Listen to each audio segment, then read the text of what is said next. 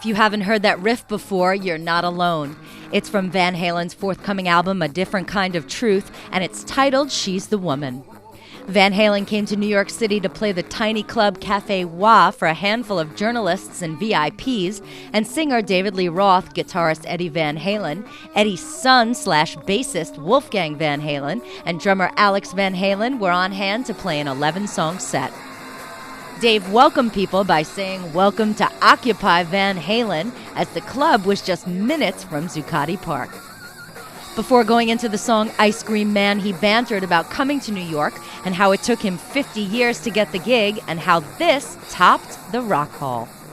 Summertime come around, the first time we drove into New York, I remember the lights. It was midnight, 1961.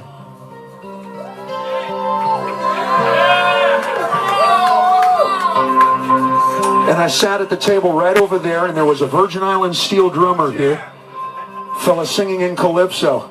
My uncle Manny told me on the phone a couple nights ago that was Eddie Berkeley. He's still with us. He lives out in Queens. My uncle stood on this stage exactly as I stand in front of you and said, "Hey, we got a new poet, a new folk singer in town. His name's Bobby Zimmerman, and he needs a place to shack up."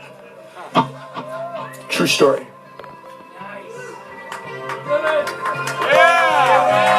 Well, it took us 50 years to get this gig. It was easier getting into the Rock and Roll Hall of Fame than it was getting this gig.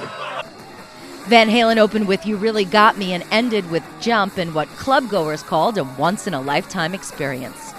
Stars who came out included That Metal Show's host Eddie Trunk, members of The Roots, and John McEnroe and Patti Smythe, among others.